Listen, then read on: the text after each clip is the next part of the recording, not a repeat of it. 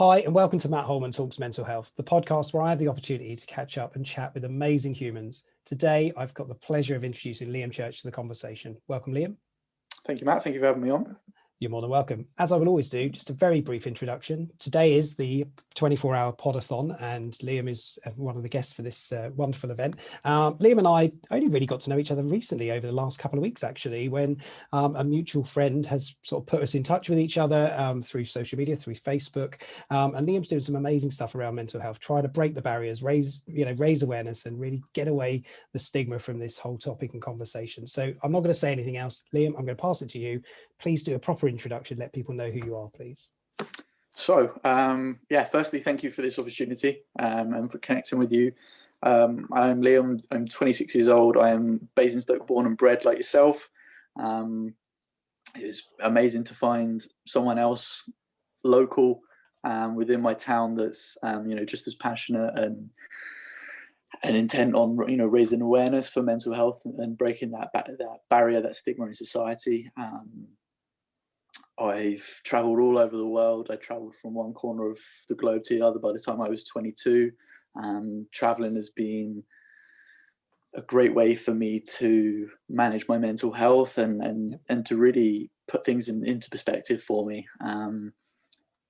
It's definitely something that's come into play and benefited me over the last 2 years. The travels that I've had in the past, it really just helps put things into perspective and just realize that there's so much more to life, and our problems that we're worrying about sometimes are just so insignificant compared to what's going on. Obviously, through going through my own mental health experience, illness journey, I've sort of fallen into becoming an advocate. It's definitely something that I feel strongly about, and the whole point of what I do. And I have a YouTube channel, The Real Liam Church. I've got a Facebook group, Break the Barrier. The whole point behind that and doing things like this and just talking to people in daily lives is you just want to impact as many people's lives as you can, and just to let people know that it's okay to feel this way. There's a horrible stigma in society, and I think that's why a lot of people are quite scared to talk about it and to reach out and ask for help, because they're just worried about how people are going to judge them, what they're going to think of them. And I think a lot of people don't realize how common it is. I certainly didn't before I started talking. Talking about it was the last thing that I wanted to do. I was hoping to try and just deal with this myself, not tell anyone it would be over in a couple of months. But that's not realistic, and it's not feasible. I just want to let people know it's okay to feel this way, and the more we can have conversations like this, the more that we can normalize this way of feeling. Yep. I think the more progress we can make. Brilliant. Well, great introduction, and thank you for sharing those those thoughts at the start as well. And let's bring that conversation right to the light. That's the most important thing, and we'll sort of remind people of where they can catch up with you and watch your you do have your own YouTube channel and stuff. We'll put that all into the links for this anyway. But so let's talk about the journey. So the journey with your mental health. You talked about travel as a big part of your life, but let's talk about your life, the journey that you've been on when things have, where things have changed, or where you identify things specifically around mental health. So I think I've never really known what I wanted to do as a career. I still don't.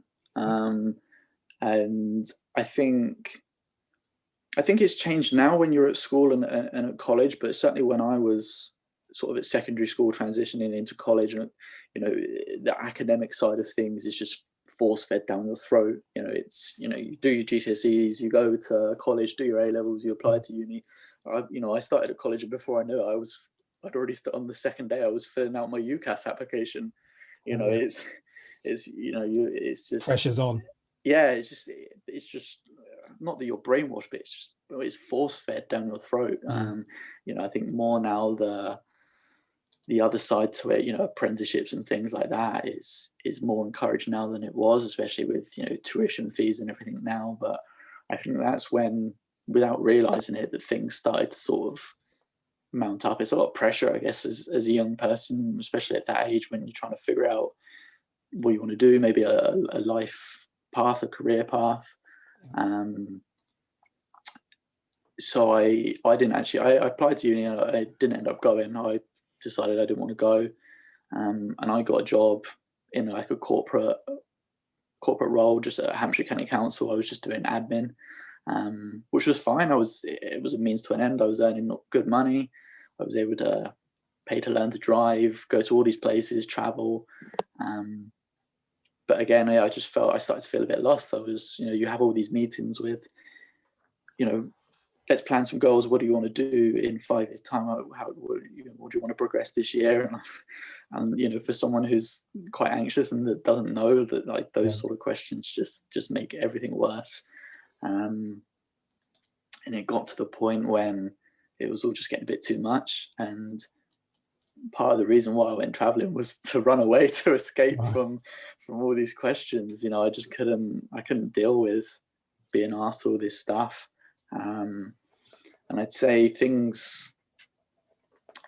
when things started to sort of gradually sort of go downhill when I came back from traveling. For anyone's listening, how long were you traveling for? So I traveled for the best part of a year and a half. Okay, right. So I traveled for about 9-10 months, came home for a couple of months, and then went back for 6 months. And for anyone who's sort of done traveling like that, it's a completely different world. It's almost like it's a dream. Yep. You're in this completely different world, completely different environment. You have no cares or worries in the world. You wake up in a new place almost every week, and then you come home, and it's almost just like a year and a half worth of traveling is just gone. Like it's over. It's almost as if it's never happened. Yep. And you want to tell everyone about this amazing thing you've been on, and you can for like a few days, but you can't keep going on about it because people get sick of it. You end up repeating yourself, and you forget whilst you've been away in these distant lands, like people's lives are carried on. You lose contact with people, people's lives are carried on. I think time hasn't stood still. So I think I underestimated like how difficult it was to adjust back to this sort of, I don't like to call it normal life, but sort of adjusting back to sort of being back in this sort of environment. Being having to look for another job,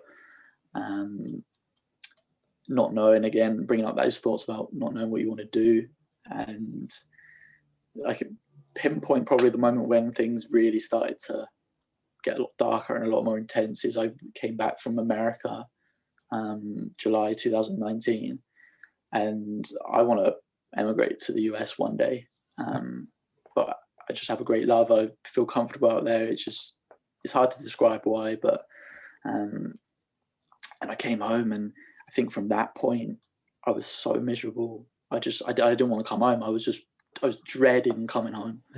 And I think from that point, these thoughts and these feelings started to intensify, and we've all felt sad before. We've all maybe had little mini episodes of mild depression, but this was just so much more. It was a whole new level, whole new level of darkness and intensity I've never experienced. It went from being occasionally to weekly to daily and multiple times per day, and you don't know what to do. You don't know how to handle this. You don't know how to process it all because it's all new, and you've never been through anything like this before. And I was too afraid to say anything to anyone.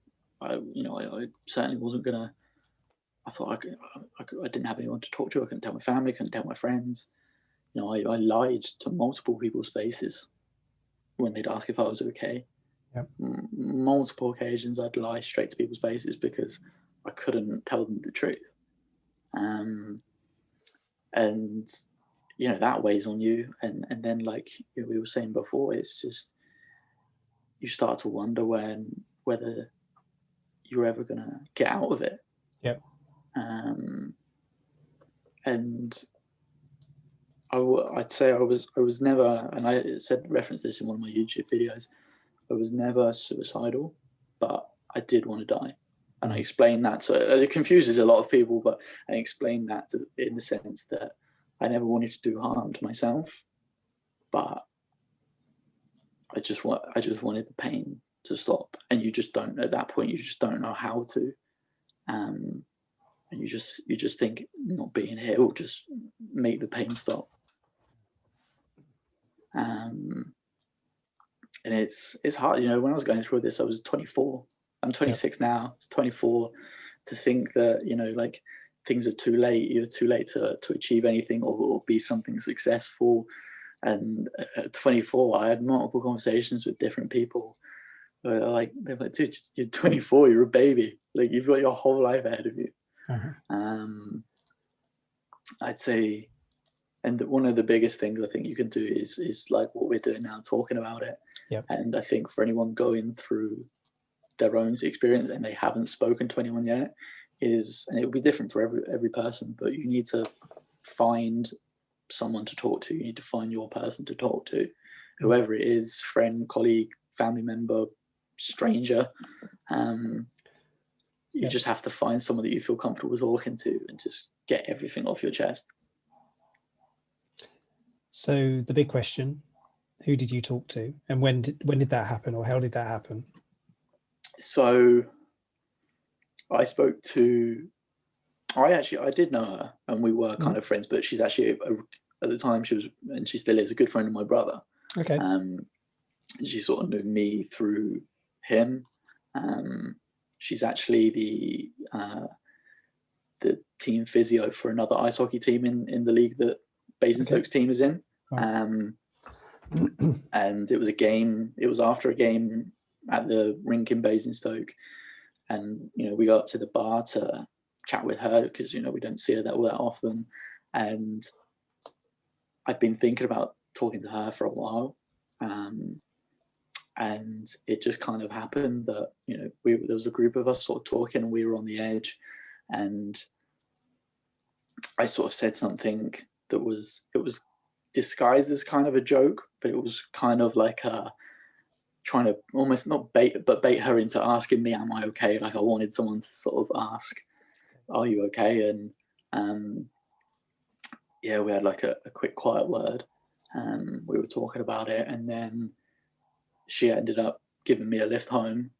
I said I was going to get a lift home with her and not my dad and my brother, and she drove me back to my house, and we sat outside my house for like 2 hours, hour and a half, 2 hours in the end, and just started talking about it, and just let everything that was weighing my chest down, weighing my shoulders down, just started. It's just like verbal diarrhea. Just got everything out, and it was just nice because the biggest thing you're worried about is being judged when you start talking about it. So it was nice to have someone that just allowed me to get it all out, and sort of helped me to sort of normalize how this way of thinking is, and just was just there to listen. She'd been through I wouldn't say what, but she's sort of been through her own sort of struggles, as we all have. So I think she was able to sort of empathize with you know, how I was feeling. But it was just, and then after you just sort of get it all off your chest, it was almost euphoric in a weird sense. You know, it's just finally that you've managed to tell someone, and you know, that's almost like the first step to the healing, to getting better. I think that must have been it's probably October 2019. I'd say to October 2019, maybe late October. And you know, I didn't want to go. I was trying to avoid going to the doctors, because I thought, you know, I was going to have to convince them, almost like an interview, that, hey, there's something wrong with me, give me medication or help me, like, and that if I didn't do a good job or get it across properly, like, they wouldn't help me. Because I actually went to the doctor I'd say I went when I was in college, maybe about 8 years before that. I was going through a spell where I felt really angry, and, you know, I was at odds with my parents, and I just felt very stressed, and I'm sort of unhappy. And quite good for an 18-year-old. I wrote down everything I was feeling on a list. I booked an appointment, didn't tell anyone what it was, got my dad to drive me there, and I went in. I still remember, like, vividly, I sat down and I gave him this list, when we sort of talked about it, and I don't remember the exact words, but I remember that he basically just dismissed it as, oh, you're just a hormonal teenager, you're a Oh, wow. teenager, this is, you know, this is just, you know, you're at college, lots of emotions, you know, hormones and stuff. He gave me, I might even have it on my wall still, he gave me like a helpline number for like a Samaritan's Oh, Youth really? or something, There you and go. then just basically sent me on my way.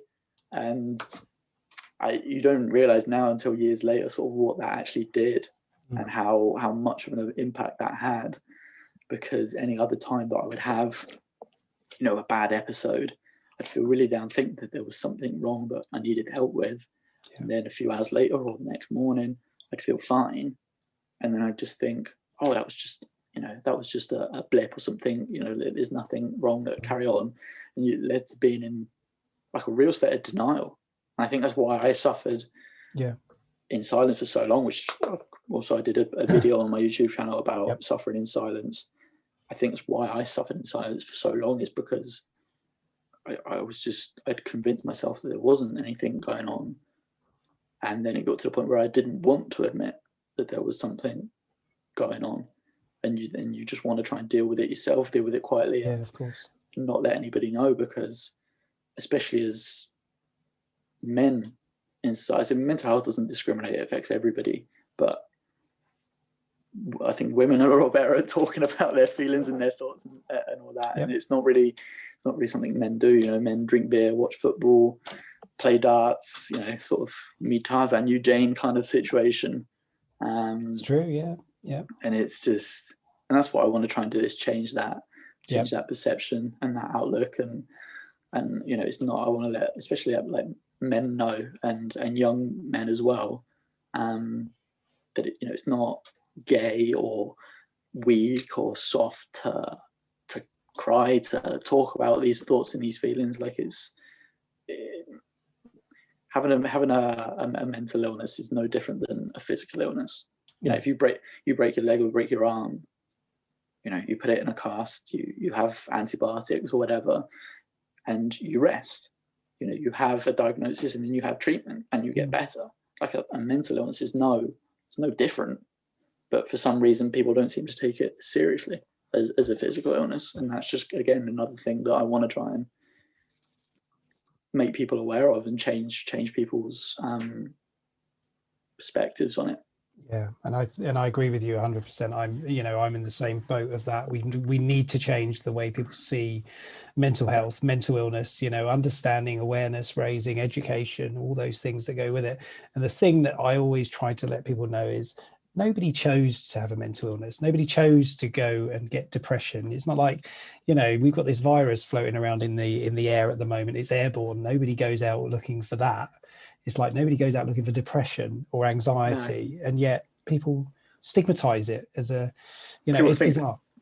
People think you do, and it's funny. I think my second to latest video as well that I did was I was talking about like attention seeking. Yeah. Because it's, you know, a lot of people who try and talk about this and are just labeled attention seekers, which makes it all worse. And I guess in a sense, you are attention seeking, but not in the traditional sense that a lot of people would think. Like you don't want to make everything about you, but it's a cry for help. And you know, I said no one chooses to have a mental health. No one wants to think these things and go through these thoughts. You know, I certainly didn't. Although, two things I will say, and this sometimes like surprises people, is I'm kind of grateful in a sense to have been through this, because I've learned a lot about myself. I've made a lot of great new friends and connections. I've learned a lot, not only about myself, but about the world and mental health in general. And, you know, it's opened a lot of doors for me. You know, I wouldn't be talking to you today if I hadn't talked and spoke out to someone. And the other thing which really surprises people sometimes is I'm kind of glad that this happened to me and not someone else, because I know, and I've sort of always known, even though when you're going through a dark period, I've always known that I'm strong enough to get through this. And I know that I have like the most amazing support structure around me, whether it's my family, relatives, friends here in the UK, friends around the world. I've got a ton, you've seen in my group, I've got a ton of friends from the US, and anytime, day or night, I've probably got someone in some time zone that I can message to talk to. And that's huge, having a support structure like that. And I just think it's maybe someone who, if this might have happened to them and they don't have to the extent of that sort of structure, maybe they might not have been able to get through this. So it's almost like I'm happy to have taken the load, taken one for the team, so to speak. And like, if it happened to me, then that's one less person. Maybe it's happening to someone else. And I'm just kind of glad in a strange sense that it happened to me and not someone else.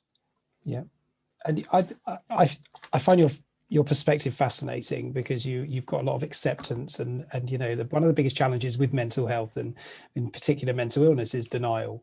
Denying I've got any issues. It's everybody else. I always remember when my daughters used to call me a grumpy old man, and I said, I'm not grumpy, everybody else is annoying me, and you deflect off all these things, whereas I think you've just sort of taken it in your stride in many ways and sort of progressing forward with it, and you're doing really positive stuff. And we've got a few more minutes left in this, but I do want to touch on what you're doing, because your journey is an amazing story itself, right? Everybody's journey is an amazing story, but yours has some very unique elements to it, which you've put into your video content, and you talk about those, and I think that's just amazing that you're doing that.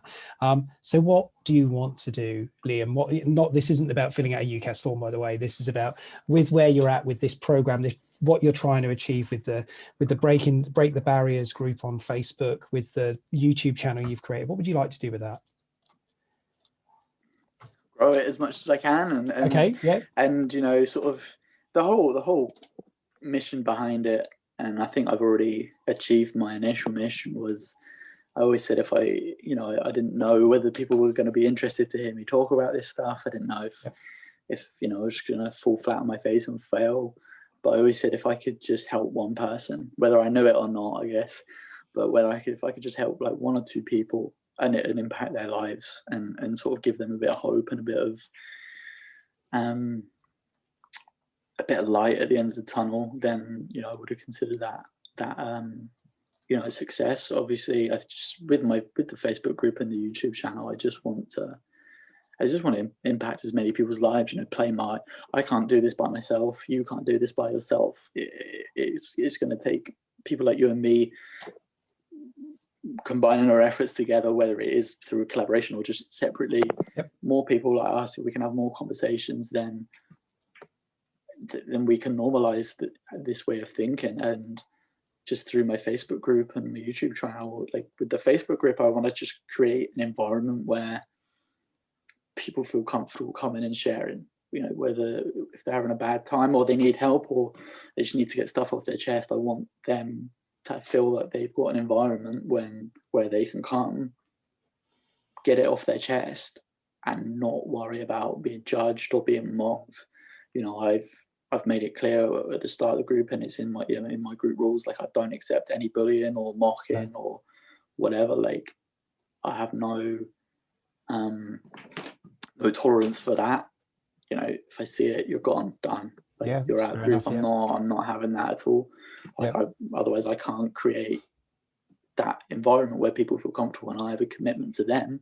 They have a commitment to me to use the group, and I have a commitment to them to ensure that I create an environment for them.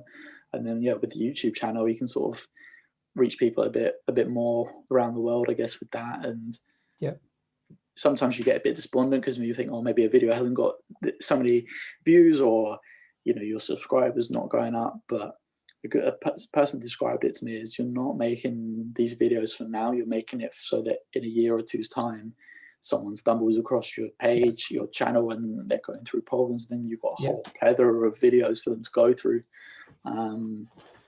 So I'd definitely like to sort of grow those, and then just sort of expand it. Maybe we can do like events, and with the Break the Barrier group, like before lockdown and stuff, we were going on group walks just around Basingstoke.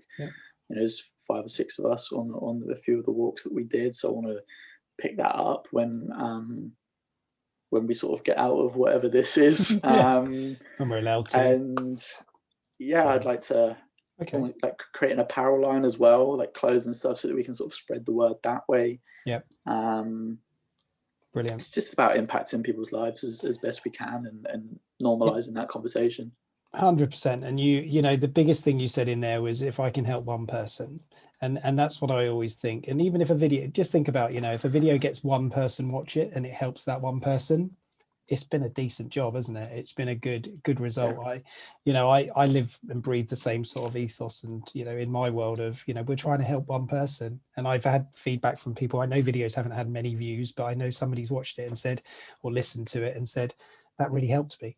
And that's what it's about. So it's about sharing the conversations. We are at the end of this, I'm afraid, Liam. It's sort of, we run out. I know, it's so hard to fit it all in, isn't it? I know. This is like a conversation that should just keep going. And we're you know, I've got my 24 hours on this. Oh my days. Maybe that's next year's 24 hours. Matt and Liam talk mental health. I think people might tune off quite quickly after I've spoken about my experiences. But listen, I just want to say a huge thank you, Liam. I really appreciate that.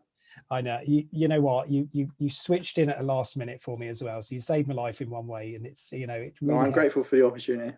You're a good man, and I wish you all the very best with everything you do. We're going to stay in touch. We're both Basingstoke. Absolutely. Yeah, we're not far away. We're literally one main road between each other. Yeah, not far. So we will stay in touch. As I always do in this, I just want to say, for anybody that is listening or watching, if you are struggling with anything, or if anything Liam said during his sort of, you know, story has resonated with you, worried you, concerned you, if you are worried about anything yourself, let's get this conversation going. Let's make sure we talk, we reach out. Samaritans exist today for exactly that purpose, to support conversations when you're feeling worried about things, vulnerable, if you feel your mental health's not going in a good way. Please do call 116 123. It's free to call 24 hours a day, 7 days a week. And that's it. So we're done, Liam. I wish you all the very best. Thank you, Matt. See you very soon, sir. Thank you. Take care.